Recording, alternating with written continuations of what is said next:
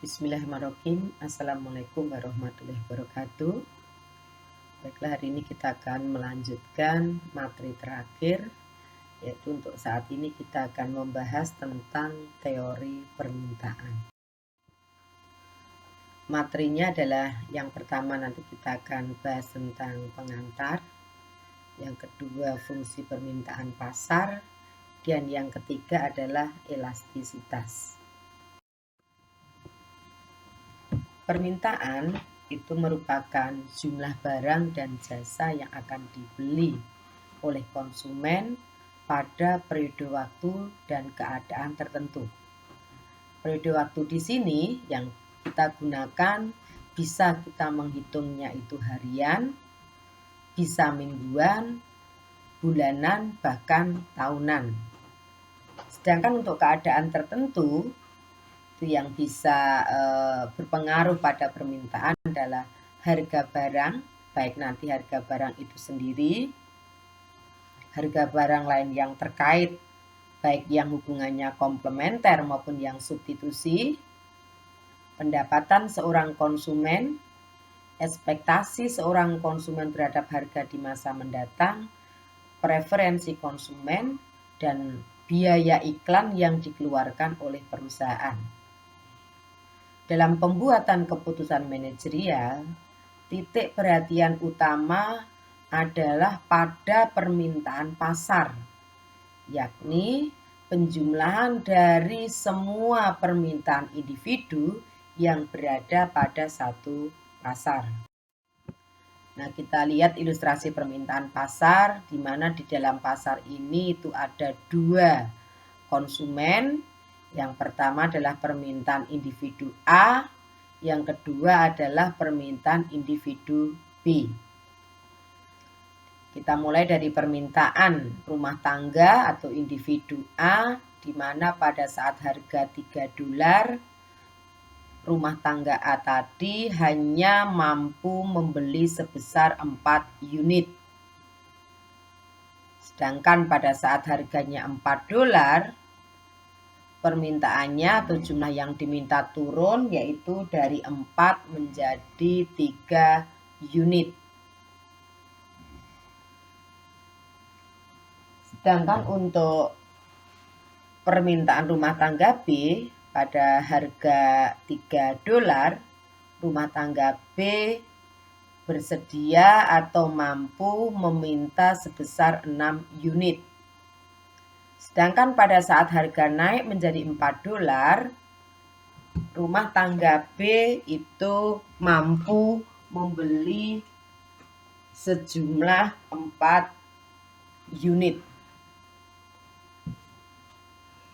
Nah, kurva permintaan pasar itu merupakan penjumlahan dari permintaan rumah tangga dan B tadi, di mana pada saat harga $4, A tadi meminta 3, B meminta 4, sehingga permintaan pasar pada harga $4 adalah 7 unit.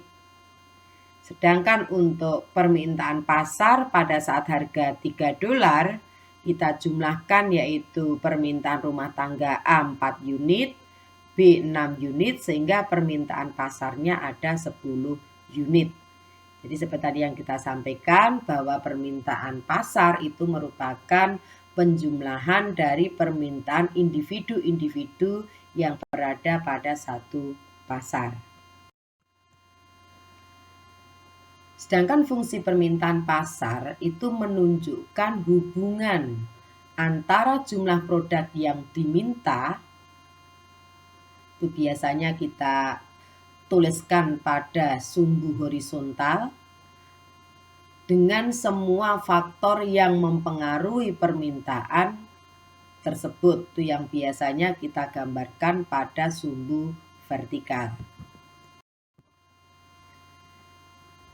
Ada 4 variabel itu yang bisa menjadi penentu permintaan, yaitu kita kelompokkan, ada variabel strategis, ada variabel konsumen, ada variabel pesaing, dan ada variabel lainnya. Nah, variabel strategis itu variabel yang berasal dari internal perusahaan, yaitu harga barang atau harga produk yang bersangkutan, biaya iklan yang dikeluarkan perusahaan, kualitas dan desain barang yang dihasilkan, serta saluran distribusi barang yang dipilih oleh perusahaan. Sedangkan variabel konsumen itu semua variabel yang berasal dari konsumen, yaitu berapa tingkat pendapatan konsumen, selera konsumennya bagaimana ekspektasi konsumen terhadap harga di masa mendatang. Variabel pesaing adalah variabel atau faktor penentu yang berasal dari kompetitor kita, yaitu berapa harga barang substitusi atau barang komplementer barang kita. Yang kedua, bagaimana promosi dari pesaing, saluran distribusi barang yang ditempuh oleh pesaing, kualitas dan desain barang yang dihasilkan oleh pesaing kita. Dan variabel lainnya yaitu variabel yang tidak masuk pada 3 kategori variabel tadi, yaitu kebijakan pemerintah atau regulasi, kemudian jumlah penduduk yang ada pada satu wilayah, kemudian cuaca atau iklim pada waktu tertentu. Jadi ada 4 variabel penentu permintaan.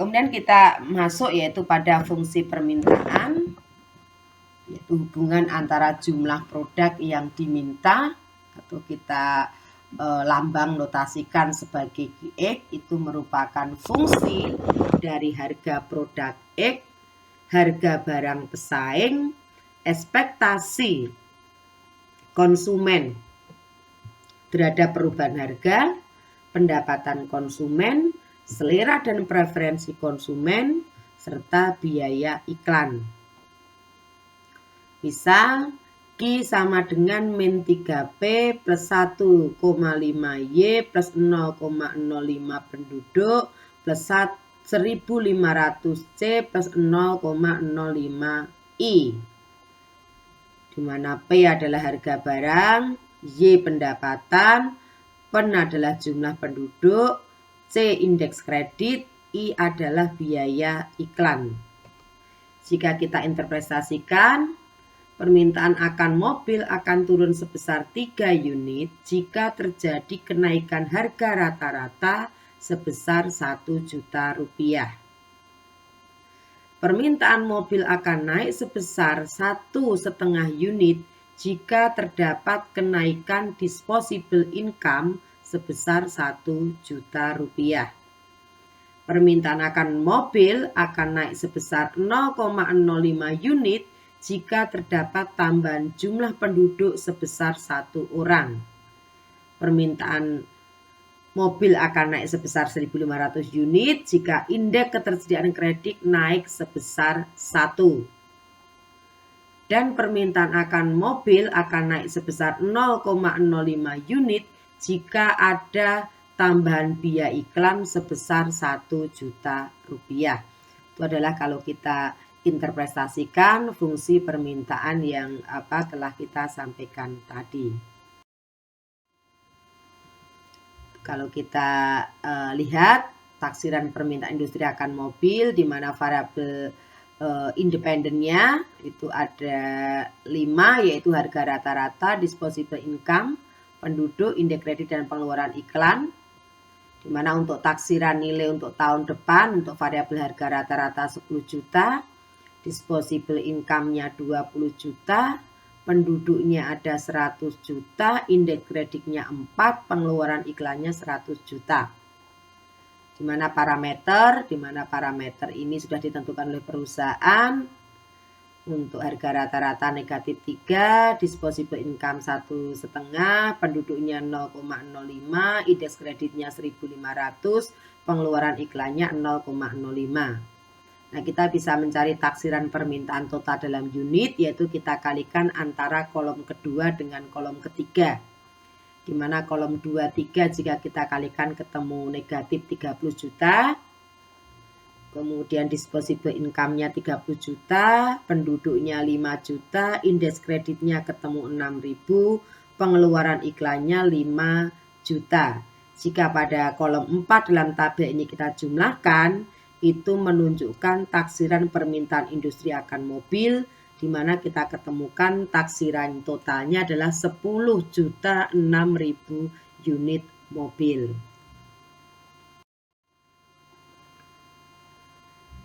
Kemudian kalau kita lanjutkan, tadi kita sudah membahas tentang fungsi permintaan, sudah kita kita bahas pula tentang tabel. Sekarang kita masuk pada kurva permintaan.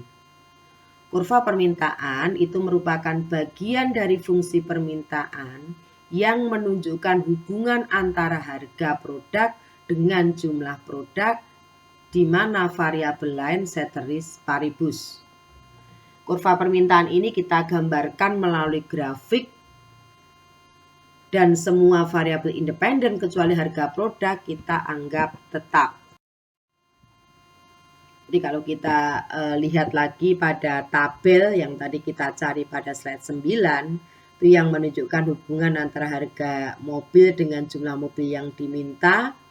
Jadi kalau kita gambarkan dalam satu fungsi, Q sama dengan min 3P plus 1,5 dikalikan 20 juta plus 0,05 dikalikan 100 juta plus 4 dikalikan 1.500 plus 0,05 dikalikan 100 juta sama dengan min 3P plus 30 juta plus 5 juta plus 6.000 plus 5 juta. Hasil akhirnya yaitu Q sama dengan 40 juta 6.000 min 3P. Dimana kalau kita lihat apa itu persamaan di sini, penurunan harga akan meningkatkan jumlah produk mobil yang diminta, demikian pula kondisi sebaliknya. Nah, tadi kalau kita gambarkan dalam suatu grafik, tadi kurva permintaannya Q sama dengan 40 juta 6.000 min 3P. Jadi harganya adalah 13 juta 333.333 min Q.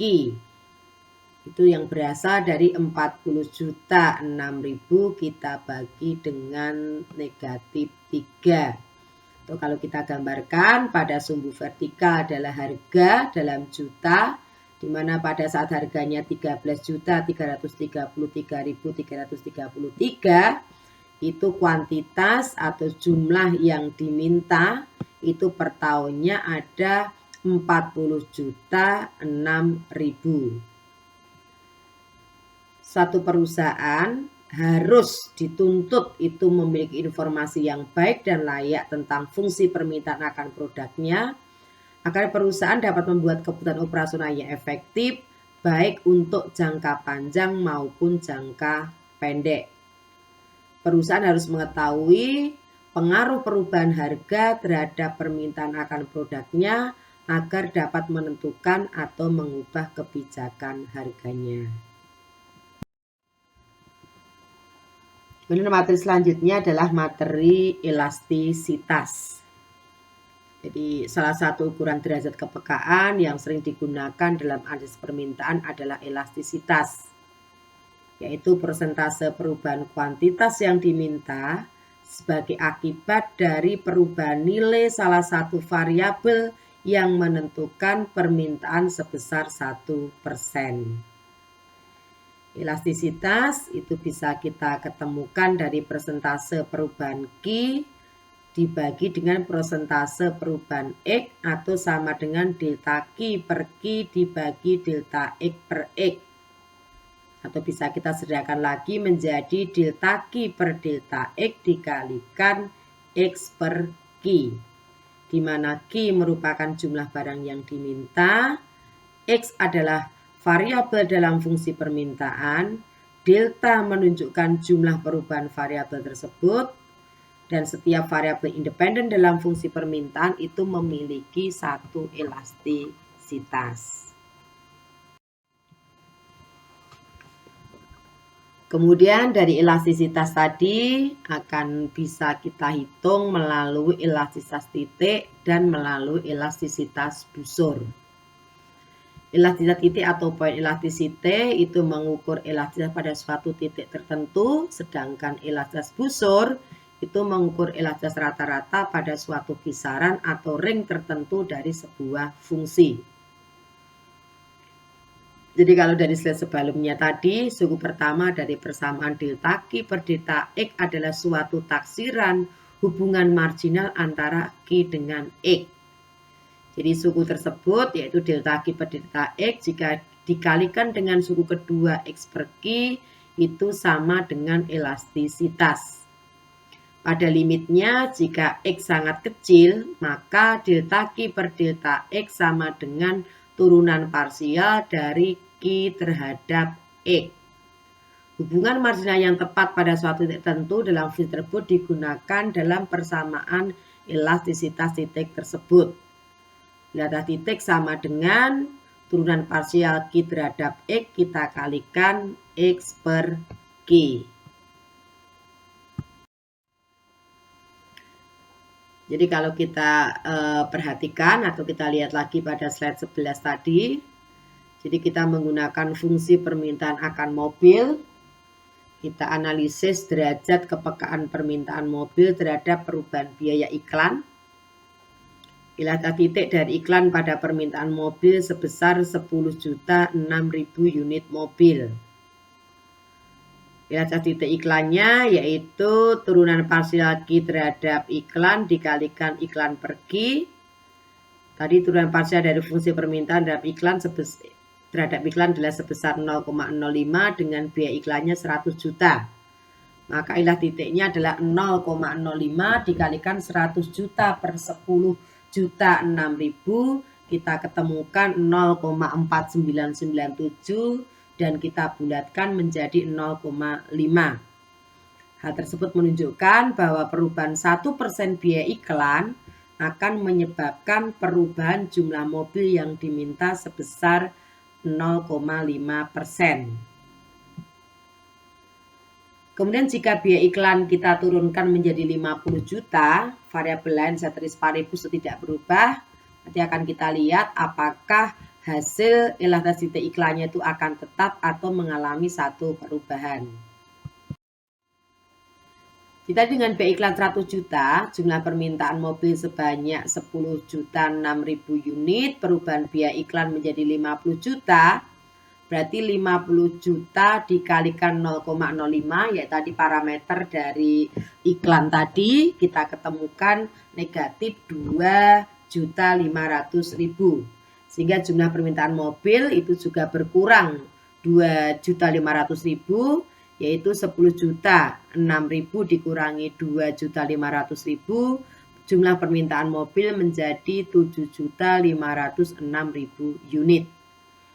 Elastisitas titik iklannya yaitu penurunan tadi negatif 2.500.000 dibagi negatif 50 juta dikalikan 100 juta biaya iklan awal dibagi dengan permintaan mobil awal yaitu 10.006.000.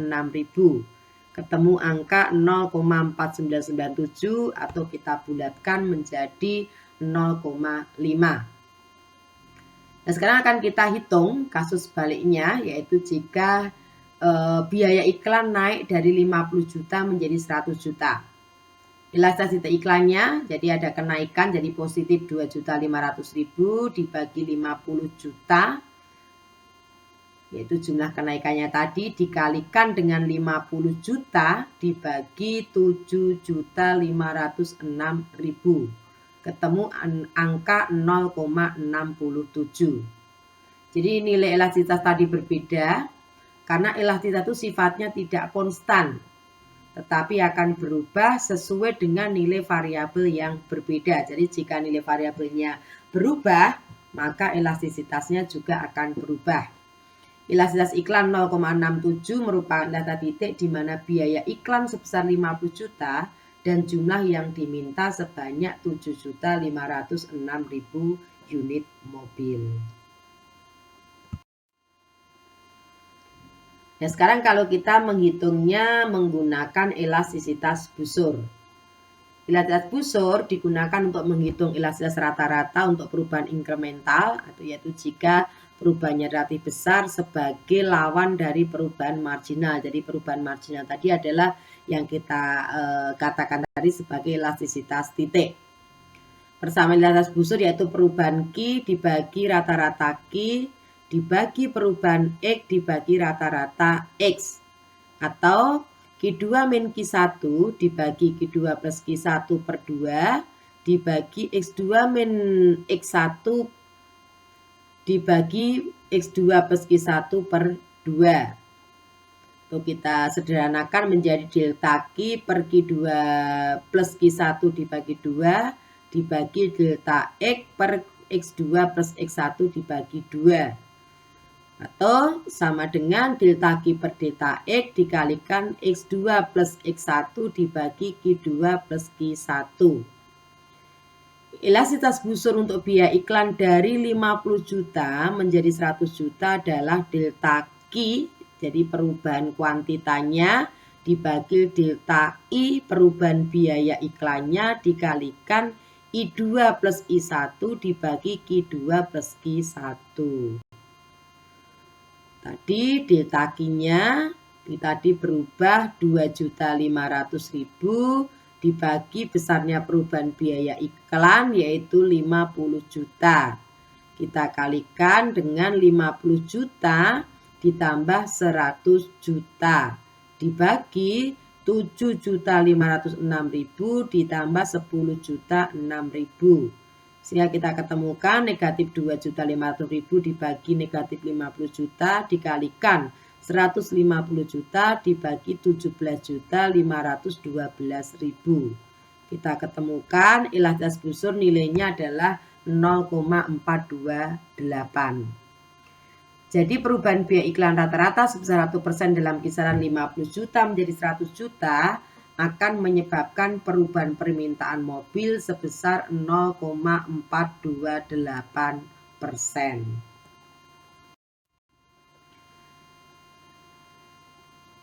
Jadi kalau kita lihat ke belakang, kita flashback tadi, elastisitas titik itu merupakan suatu konsep marginal yang mengukur elastisitas pada suatu titik tertentu pada sebuah fungsi. Penggunaan elastisitas titik hanya terbatas untuk menganalisis perubahan variabel yang sangat kecil. Sedangkan elastisitas busur merupakan konsep yang lebih baik dalam mengukur elastisitas rata-rata sepanjang suatu kisaran yang lebih luas.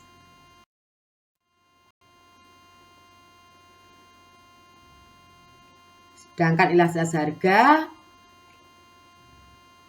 selanjutnya yaitu elastisitas yang menunjukkan derajat kepekaan jumlah produk yang diminta terhadap perubahan harga, faktor-faktor lain ceteris paribus. Elastisitas harga titik sama dengan EP turunan parsial dari fungsi Q terhadap P, kita kalikan P per Q. Misalkan kita gunakan persamaan yang tadi, Q sama dengan min 3P plus 1,5Y plus 0,05 penduduk plus 1500C plus 0,05I. Turunan parsial dari harga atau DQ per DP adalah min 3. Itu merupakan sebuah konstanta. Jika P1 sama dengan 10 juta, dan Q1-nya 10.006.000. Kemudian jika P2-nya 10.500.000 dan Q2-nya 8.506.000, kita bisa menghitung elastisitas harga titik untuk masing-masing kurva permintaan. EP yang pertama berarti negatif 3, kita kalikan 10 juta dibagi 10 juta 6.000. Kita ketemu EP-nya adalah negatif 2,998.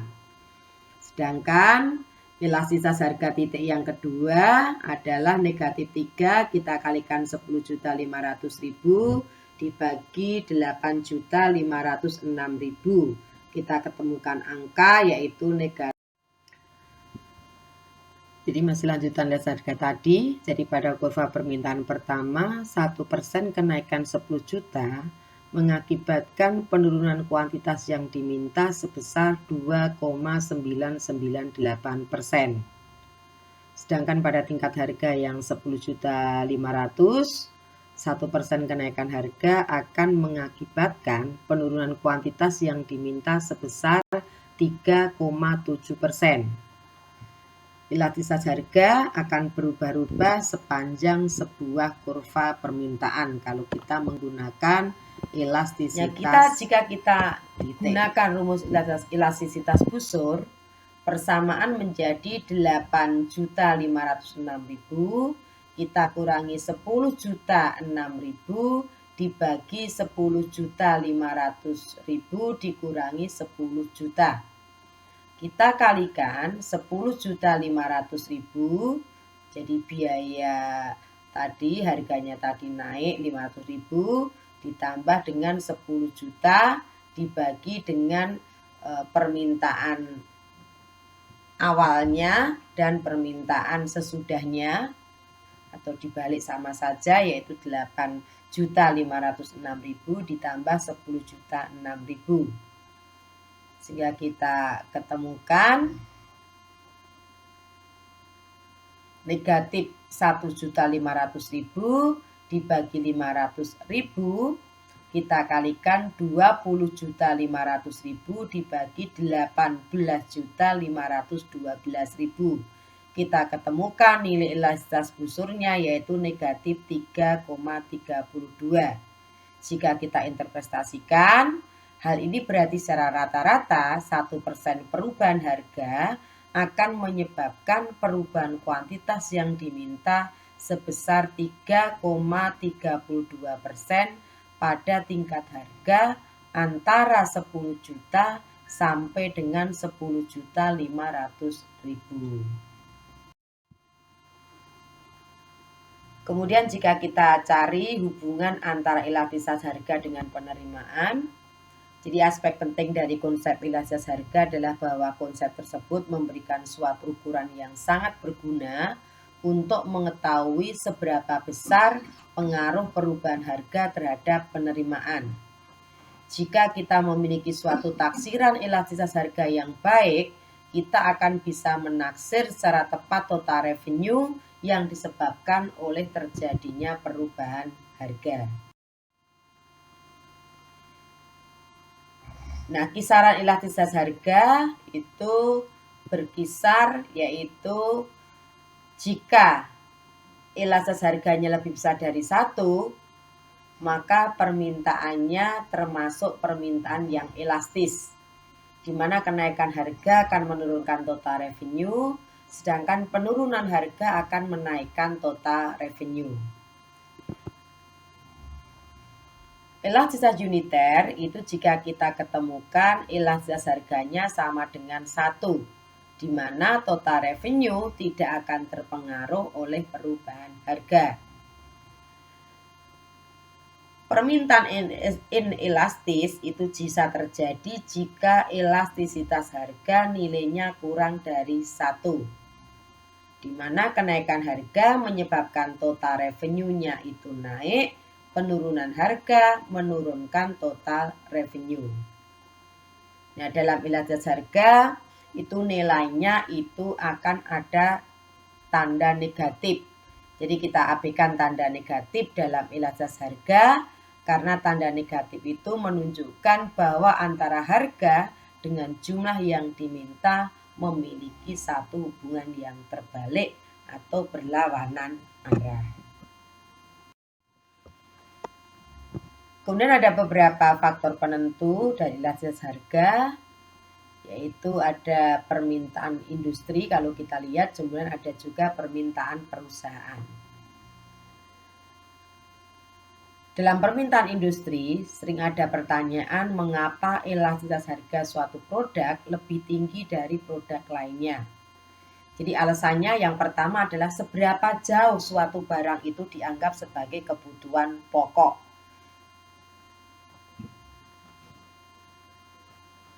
Yang kedua adalah bagaimana ketersediaan barang-barang pengganti. Dan yang ketiga adalah proporsi pendapatan yang dibelanjakan untuk produk tersebut. Nah, jika suatu barang itu dianggap sebagai kebutuhan pokok, sebagai barang esensial yang memang kita gunakan sehari-hari seperti beras, kemudian gas, atau minyak misalkan, kenaikan harga dari barang-barang kebutuhan pokok pun itu tidak akan begitu berpengaruh terhadap permintaan akan suatu barang. Kemudian juga ketersediaan barang-barang pengganti. Jadi jika barang-barang pengganti itu banyak, kenaikan atau penurunan harga itu juga tidak akan begitu berpengaruh jika harga suatu barang itu mengalami satu perubahan. Kemudian proporsi pendapatan. Jika untuk membelanjakan barang tersebut, proporsi pendapatan yang kita gunakan itu sedikit, kenaikan harga barang tersebut itu akan besar dampaknya terhadap permintaan akan suatu barang. Namun jika alokasi dari proporsi pendapatan yang kita gunakan untuk belanja barang tersebut itu besar, maka perubahan harga tidak akan begitu berdampak. Sedangkan untuk permintaan perusahaan, elastisitas harga dari kurva permintaan suatu perusahaan tidak sama dengan elastisitas harga dari kurva permintaan industri. Untuk kategori pasar dengan pola persaingan monopoli murni, kurva permintaan perusahaan juga merupakan permintaan industrinya. Karena dalam pasar tersebut itu hanya ada satu pemain. Sehingga kurva permintaan perusahaan akan sama dengan permintaan industri. Namun untuk pasar dalam kategori persaingan sempurna, kurva permintaan industri akan mempunyai slope yang menurun, di mana semakin rendah harga, semakin banyak barang yang diminta. Demikian pula itu sebaliknya. Namun untuk permintaan perusahaan, kurva permintaannya itu akan bersifat horizontal atau bersifat elastis sempurna. Atau yang kalau kita gambarkan dalam satu kurva, harganya tetap, yaitu pada sumbu vertikal yang P tadi. Tapi kalau kita lihat dari sumbu horizontal, Q-nya itu besarannya bisa berubah-ubah. Itu kalau untuk permintaan dari sebuah perusahaan. Jadi untuk yang menjadi penentu harga, kita lihat dulu apakah masuk kategori permintaan industri ataukah masuk pada kategori permintaan perusahaan. Itu adalah permintaan akan beberapa barang yang dipengaruhi oleh harga barang lain, di mana konsep elastisitas ini digunakan untuk melihat derajat kepekaan dari permintaan akan suatu produk terhadap perubahan harga produk lainnya. Hubungan langsung antar harga suatu barang dengan kuantitas barang lainnya yang dibeli terjadi untuk semua produk yang bisa saling menggantikan atau substitusi. Nilai elastisitasnya adalah positif. Namun hubungan terbalik atau negatif juga bisa terjadi untuk kategori barang komplementer atau yang saling melengkapi. Misalkan gula dengan teh. Nilai elastisitasnya adalah negatif. Misalkan kita cari elastisitas silang dari barang X dengan Y. Yaitu untuk kita mencarinya adalah turunan parsial dari kuantita barang Y kita bagi dengan turunan parsial dari barang X kita kalikan harga barang X dikalikan jumlah barang Y. Misalkan kita lihat fungsi permintaan akan barang Y.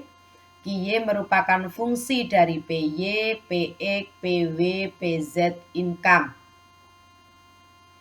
Di mana QY merupakan kuantitas Y yang diminta. PY, PX, PW, PZ tadi harga barang Y, X, W, Z. In adalah pendapatan disposable atau income konsumen yang siap untuk dibelanjakan tadi. Misal QY sama dengan 3000 min 0,2 PY min 0,1 PX plus 0,3 PW plus 0,00002 PZ plus 0,0002 I. Nah, di situ kita bisa mencari hubungan silang antara barang Y dengan harga barang X, barang Y dengan harga barang W, barang Y dengan harga barang Z. Jadi pertama kita cari turunan dari fungsi QY terhadap PX, yaitu sama dengan min 0,1 PX. Jika kita turunkan terhadap PX menjadi min 0,1. Di mana nilainya adalah negatif, sehingga hubungan antara barang Y dengan X adalah hubungannya komplementer atau saling melengkapi. Sedangkan kita cari turunan parsial antara QY terhadap PW, kita ketemukan nilai 0,3. Hasilnya positif, berarti antara barang Y dengan barang W memiliki hubungan substitutif atau hubungan saling menggantikan. Contohnya, ayam digantikan dengan ikan. Kemudian yang ketiga adalah kita cari turunan parsial antara QY terhadap PZ atau harga barang Z. Kita ketemukan angka 0,00002. Karena hasilnya tidak terlalu besar atau mendekati angka 0, maka hubungannya adalah independen. Jadi antara barang Z dengan barang Z hubungannya netral. Tidak ada saling keterkaitan. Nah, tujuan dari elastisitas silang itu kita pelajari adalah untuk mengetahui bagaimana kemungkinan permintaan akan produknya dalam merespon perubahan harga barang lain. Jadi informasi elastisitas silang itu diperlukan perusahaan untuk merumuskan strategi pricing atau penetapan harga perusahaan dan untuk menganalisis resiko yang disebabkan oleh produk yang bermacam-macam. Yang kedua juga bisa untuk mengukur keterkaitan antara industri. Jadi industri satu dengan industri yang lain nanti bisa menjadi partnership atau kemitraan. Jadi bisa untuk mengukur keterkaitannya. Itu tujuan dari elastisitas silang. Tadi adalah materi dari teori permintaan. Terima kasih. Wassalamualaikum warahmatullahi wabarakatuh.